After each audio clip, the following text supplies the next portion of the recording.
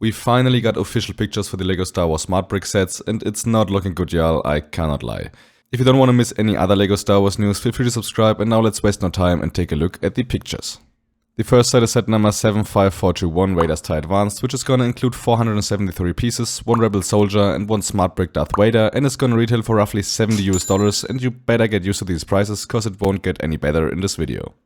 We can see the Smart Brick and Charger for the first time on this image here, and it looks, I don't know, it looks like nothing that I personally want to see in the LEGO set, but I guess here we are.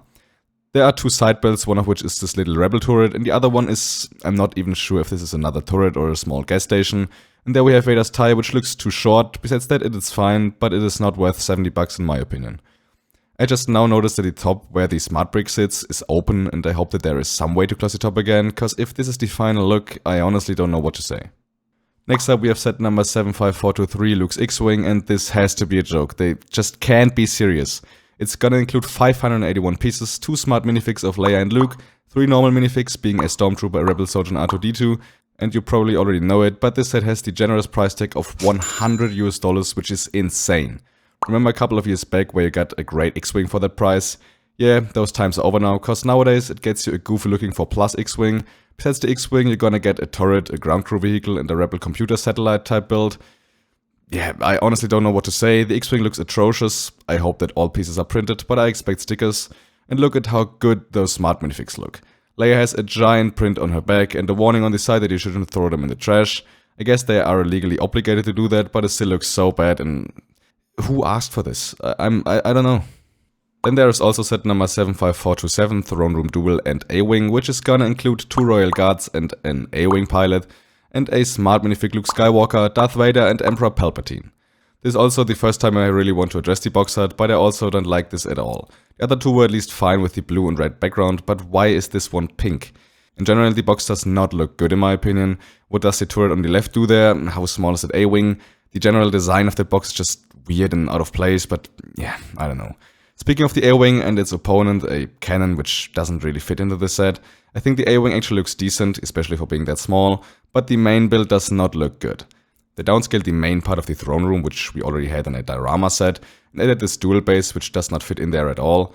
It literally looks like a kid built this extra part to play with, but no, LEGO wants $160 for this. This time you get 2 smart bricks and a charger, and I honestly don't see any collector wanting to buy and display this set. I guess if kids have fun with it, it's cool, but it also costs $160, which feels so insanely overpriced and not really like something a kid could afford. Yeah, it's once again a set I don't really think anybody wants. We also have a picture for set number 75425 Mos Eisley Cantina, which we don't know much about. As you can see, there's only a very blurry image, but according to the rumors, it's gonna include a bunch of figures, at least a smart fig Greedo and Ben Kenobi, which we see on the box, about 666 pieces, and it's gonna retail for $80, which almost seems fair compared to other sets, but it really isn't. We also see set number 75420 Luke's Landspeeder, which will include a smart fig Luke, according to rumors a Jawa and Gonk, and 255 pieces for roughly $40. We don't see much of both sets because of the image quality, but I at least like the box art more than on previous sets. The cantina looks very small though, the right part doesn't seem to have a roof, and I hope that this blurry part in the back is not a brick built dewback, but I'm expecting the worst, so yeah, it probably is. We also got a very bad image of set number 75426 Millennium Falcon, which is rumored to include 885 pieces, smart minifigs of Han and Chewie, a regular version C-3PO and an unknown version of Han by Luke, and it's gonna retail for roughly $100. We only see a very blurry image of this set, and I feel like you cannot downscale this ship anymore. This has to be the max before going midi-scale. It just feels so small, it almost looks like the midi-scale version. It's gonna be a bit bigger, but yeah, compared to previous Millennium Falcons, once again, it looks disappointing. But now, finally, the last smart brick set that got revealed today, before we head over to some other leaks. This is set number 75424 ATST, which is rumored to include 347 pieces, a smart fig Ewok, and maybe, I think, a Scout Trooper and ATST pilot for $50. You finally made it through the reveals, but there are more smart brick sets to come, because according to BrickType there will be an Ewok attack for $30, a Battle of Hoth Echo Base for $140, which is said to include a Snowspeeder and R2-D2. Yeah, I sure think they are gonna look way better than today's reveals, and I cannot wait for official pictures. Some in my opinion positive news though, we have some leaks for the Mando and Grogu, and finally some non-smart brick sets as well. I won't be going too much into detail here, I will maybe make a separate video about those leaks, but let's take a quick look at it. The first set is a Sandcrawler, which is rumored to cost $200 and is said to include a Mudhorn, which I hope is a new mold, but I sadly expect a brick build version. Then there is an AT-80 for $180 and an Imperial Shuttle for $140, which is an insanely high price. The sets seem pretty cool, the price makes me a little worried, but everything is better than the Smart Brick sets at this point.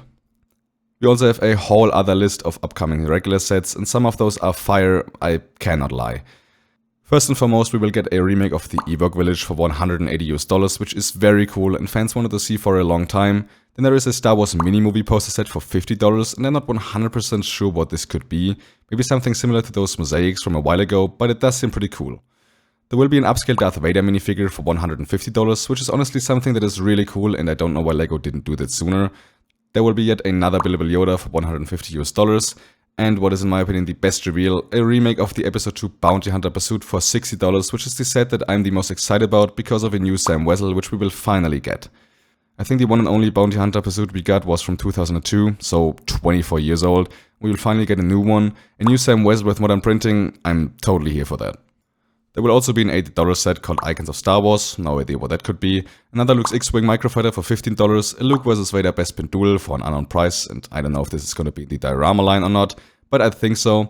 And another Anakin Jedi Starfighter, this time the Delta 7B model. I think this could include a Clone Wars Anakin to fit the Kenobi and the Ahsoka we got, and it will cost roughly $30. But now this has been it with all of the new leaks and rumors for the Smart Brick sets and also other LEGO Star Wars sets in 2026. Feel free to let me know what you think about the Smart Brick sets in the comments down below. I am, as you probably were able to tell throughout the video, not a fan of these at all. I don't think neither collectors nor kids really wanted anything like that, and I don't think that this is the right direction for LEGO to go. Pretty much all of these things failed, just look at video for example, but I guess LEGO wants to try it, and maybe I'm wrong. I just don't think many people will buy these, especially with those prices and not so desirable minifigs. If you enjoyed this video though, I would very much appreciate a like to support the channel. If you're new, please consider subscribing. If you want to check out some of my other videos, you can see me on screen right now.